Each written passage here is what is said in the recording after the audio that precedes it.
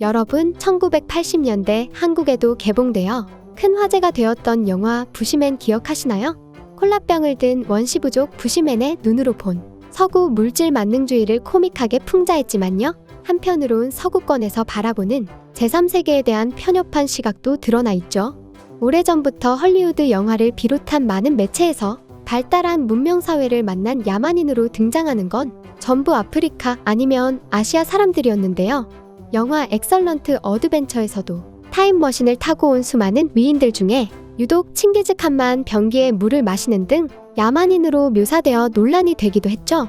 이처럼 19세기부터 세계를 선도한 유럽 중심 서구권의 눈에는 아프리카는 원시적인 야만인들, 아시아는 8, 90년대 세계 경제를 뒤흔든 일본을 제외하면 인구만 많은 후진국들이라는 편견이 곳곳에 보이죠. 2010년대부터는 한류의 영향으로 한국의 위상이 나날이 상승하는 중이지만 실제 생활 수준에 대해서는 평가절하하는 시선이 남아있는 상태죠. 그 때문에 한국을 찾은 유럽의 선진국 출신 외국인들은 자신들 기준에선 생각도 못한 모습에 마치 원시인이나 바보가 된 기분을 느낀다며 혼란스러움을 감추지 못하는데요. 어떤 내용인지 함께 볼까요? 내가 한국에서 지내고 있을 때 한국어를 배우면서 가장 인상적이었고 지금도 기억하는 말이 있어요. 바로 엿장수 마음대로 라는 말이죠. 프랑스에서 살고 있을 때는 전혀 못 느꼈지만 프랑스 사회 전반에 깔려있는 생활 속 모습이 딱 엿장수 마음대로 이런 느낌이거든요. 똑같은 일을 처리해도 사람에 따라 결과가 한없이 달라지고 약속을 해도 상황에 따라 제각각이 되고 시간을 정하면 그 시각에 오는 법이 없으니까요. 프랑스에선 렌탈 서비스나 은행 계좌, 휴대폰, 인터넷 등을 고객 마음대로 해지할 수 없다는 것 알고 계신가요? 왜냐하면 해지를 하기 위해서는 해지 사유를 편지로 작성해서 우편으로 보내야 하고요. 편지를 본 담당자가 해지 승인을 해줘야 해지 처리를 할 수 있어요. 담당자가 편지 내용이 부실하다 생각하면 해지를 거부해버리기도 하니까요. 그런 사람들을 위해 휴대폰, 인터넷 등 해지 신청 사연을 구구절절 대신 써주는 대행 서비스 회사들도 성업 중이랍니다. 한국에선 상상조차 못하는 일이죠? 관공서에서 필요한 업무를 볼 때도 그래요. 담당자가 오늘은 몇 명까지만 처리하겠다고 하면 아무리 예약하고 줄을 서서 기다려도 시각을 다투는 급한 용무라도 그날은 업무를 처리할 수 없어요. 심지어 한두 달 전부터 예약을 했는데도 그런다고요. 그래서 차라리 손으로 적은 편지를 용건과 함께 우편으로 보내서 업무 처리를 부탁하는 게 더 빠를 때도 있다니까요. 한국 같으면 용납이 안 되는 일이겠죠?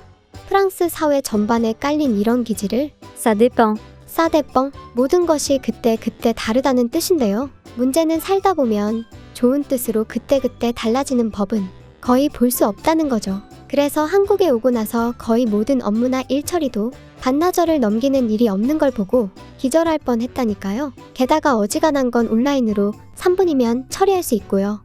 그때까지 내가 살아온 세상이 당연하다고 여겼는데 한국에 오고 난 뒤로는 내가 중세 사회에서 온 사람처럼 느껴지더라니까요.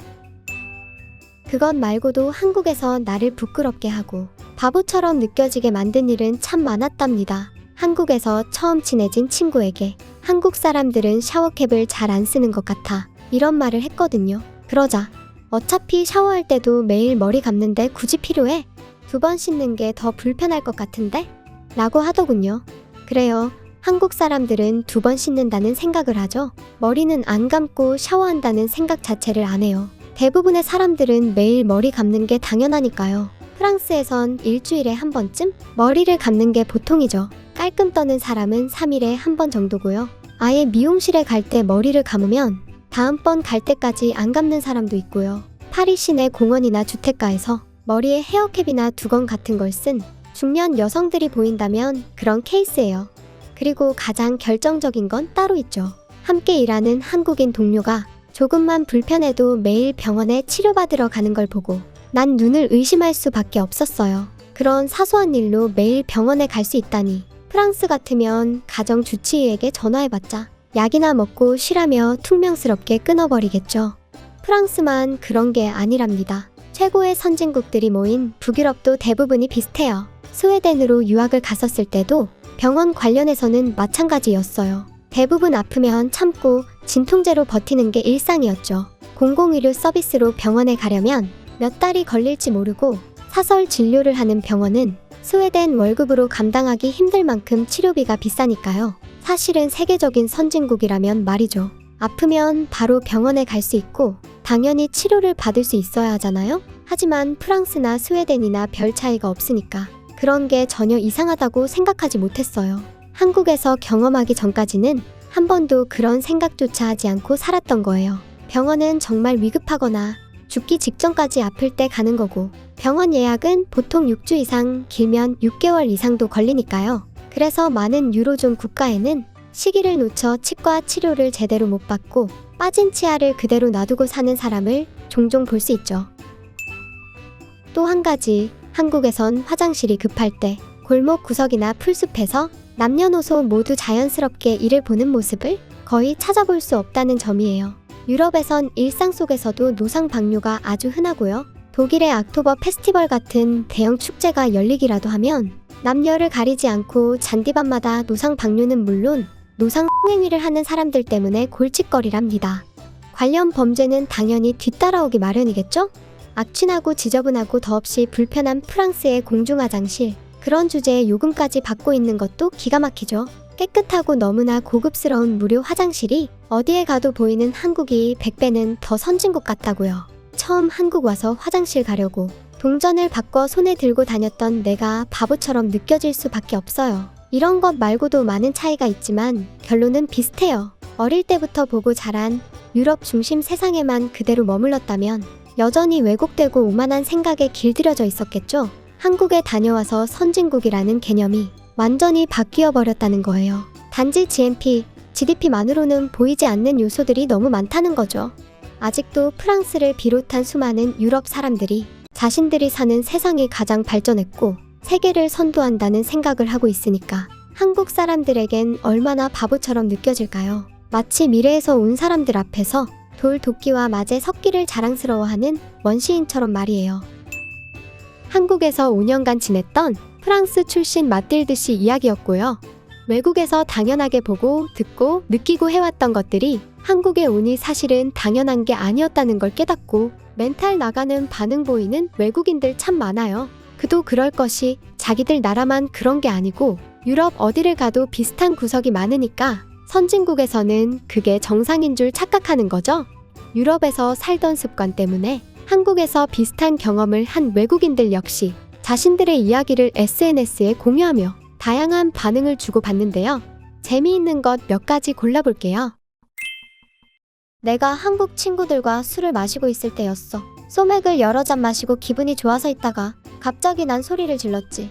큰일 났다. 열쇠가 없어. 어떡하지? 그러자 친구들이 나를 이런 표정으로 보는 거야. 이 뭔 개소리야! 독일에서 열쇠를 잃어버리면 정말 너무 힘들거든. 열쇠공을 불러도 바로 오는 것도 아니고 수십만 원은 기본으로 깨지니까 공동 아파트 전체 열쇠를 다 갈아야 되는 시스템이라 10집이면 최소 3,000 유로는 날아가겠구나 하는 생각에 눈앞이 깜깜했지. 그런데 친구가 야, 니네 집 도어락인데 뭔 헛소리야? 취했어? 하는 말에 여기가 한국이란 걸 깨달았지. 독일에서 하던 습관대로 주머니에 열쇠가 있는지 확인해봤던 거야. 친구들이 쟤들은 어떻게 저러고 살았냐? 이러면서 나를 원시인처럼 보던 눈빛을 잊을 수가 없어. 한국인 여자친구를 사귄 지 얼마 안 되었을 때 일이죠. 한국 사람들은 매일 머리 감는다는 걸 듣고 그녀에게 잘 보이려고 매일 머리를 감았어요. 그녀의 부모님과 한국 식당에서 식사를 하기로 한 날, 알고 보니 신발 벗고 들어가는 곳이었죠. 그런데 내가 신발을 벗자 주변에 있던 사람들이 눈을 찡그렸어요. 내 코에도 느껴지는 불쾌한 냄새. 집안에서도 신발 벗을 일이 없었으니까요. 그러자 여자친구가 조그맣게 한 소리 하더군요. 아니 머리 좀 매일 감으라고 했더니 진짜 머리만 감았니? 다른 데는 안 씻어? 마치 내가 평생 안 씻고 살던 중세시대 사람인 것 같아 얼마나 창피했는지 몰라요. 한국에서 썸을 타며 사이가 좋아진 남자와 처음 키스를 할 때 일이 잊혀지지 않네요. 거리가 있을 땐 향수 냄새에 가려졌지만 가까이서 맡은 내 머리 냄새에 그는 무의식적으로 인상을 찡그리더군요. 순간 얼굴이 새빨개졌죠. 키스 때문이 아니라 너무 창피해서요. 4일 전 스타일링 잘 된 머리를 그대로 놔둔 게 너무너무 후회되지 뭐예요. 대체 프랑스 사람들은 왜 그렇게 머리를 안 감는 걸 당연하게 생각하는 건지. 손도 잘 안 씻고 괜히 애꿎은 프랑스 사회를 원망했던 밤이었답니다. 그래요. 선진국의 조건이라는 게 단지 먼저 발전했을 뿐인 나라가 아니라는 사실을 한국이 정말 잘 보여주고 있죠. 하지만 한국에 온 외국인들은 절실히 느끼는 것들에 대해 우리 한국 사람들은 오히려 무감각해서 그 소중함을 미처 느끼지 못할 때가 많아요. 여러분이 매일 누리는 사소하지만 소중한 일상, 그 자체가 누군가에겐 처음 맛보는 부러운 경험이 되고 있다는 사실. 잊지 말고 항상 기억해 주시길 바래요. 네, 제가 병원에 입원해 있을 때 2인실 옆자리에 들어온 사람이 자꾸 이런 소리 하더라고요. 유럽에서는 치료를 훨씬 더 잘한다는데 유럽 병원은 한국보다 친절하고 좋다는데 이 뭔 개소리야? 제가 물어봤죠. 유럽 좀 가보셨나요? 9박 10일 3개국 여행 갔다 왔대요. 이런 잠시 후에 우리 집사람 유럽 미녀님이 오는 걸 보더니 그 다음부턴 이불 속 다물고 조용히 있더라는 이야기. 인터넷으로 세상 배우는 게 이렇게 위험합니다. 제가 2000년대 초반 유럽에 여행 다닐 때 알람 시계 대신 쓰려고 집에 굴러다니는 삐삐 가지고 갔는데요. 그걸 보고 벨기에 애들이 니들은 아직도 삐삐 쓰냐고, 그리고 지들 핸드폰 꺼내서 자랑하는데 무슨 무선전화기 같은 바형 핸드폰에 조그마한 액정에서 흑백 손가락 아이콘 같은 게 올라오더라고요. 그거 보고 멋지지 않냐고. 그래서 제가 당시에 쓰던 일명 이건희 폰 기억하시죠? 그거 보여줬더니 난리가 나요. Fantastic, amazing 이러면서 한국에선 이게 제일 후진 폰인데 니네가 쓰는 건 북한에서나 쓰는 거야 이러고 MSG를 좀 쳤더니 꼬리를 말고 찌그러졌던 에피소드가 기억납니다. 사실 20여 년 전에도 사는 생활 수준 자체는 영국이나 독일과 별 차이 안 났어요. 2000년대 초반의 한국에 비하면 지금의 한국은 완전히 별나라 세계죠. 쟤들은 똑같습니다. 거의 차이가 없어요. 누구나 자신이 살던 세상이 전부인 줄 알던 때가 있게 마련이지만요. 한국에 오는 유럽 쪽 외국인은 아무래도 자신들보다 뒤처져 있을 거라는 인식이 잠재되어 있는 경우가 많습니다. 그러다가 한국이 편견을 깨뜨려주는 계기가 되는 거죠. 그런 맥락에서 세상엔 반드시 경험해야 알 수 있는 것들이 정말 많습니다. 90년대 해외여행 자유화가 되고 2000년대 초반까지 배낭여행 열풍이 불었을 땐 우리보다 선진국에 가서 보는 눈을 넓히고 더 나은 세상의 흐름을 익히자, 이런 취지였는데요. 2000년대 중반부터는 이런 흐름이 바뀌었죠. 가보니까 실제 생활 수준은 별 차이도 없었거든요. 갈수록 오히려 한국이 낫지 않나? 이렇게 되고요. 그렇지만 저는 지금부터라도 앞으로도 해외에 많이 나가보라고 권하고 싶습니다. 특히 20, 30대는 할 수 있는 한 최대한 많이 나가세요. 이제는 나가서 한국이 얼마나 좋은지 인터넷으로만 보고 입으로만 떠드는 소리에 헬 조선 같은 멍멍이 소리 하지 말고 직접 경험하고 느껴라 하는 뜻으로요. 보고 듣고 느끼고 피부로 실감하고 오세요. 한국이 얼마나 좋은 나라인지 말이죠. 그건 유럽과 일본, 한국을 20년가량 매년 번갈아 왔다 갔다 지내면서 누구보다 객관적으로 평가할 수 있는 제가 보증합니다. 다시 한번 강조하지만 한국 정말 좋은 나라입니다. 구독자, 시청자, 회원 여러분 모두 새해 복 많이 받으시길 기원하면서 2023년도 마무리되고 내년 한 해는 얼마나 더 한국이 발전하고 진화해 나갈지 여러분과 함께 기대하는 마음으로 오늘 영상을 마무리하겠습니다.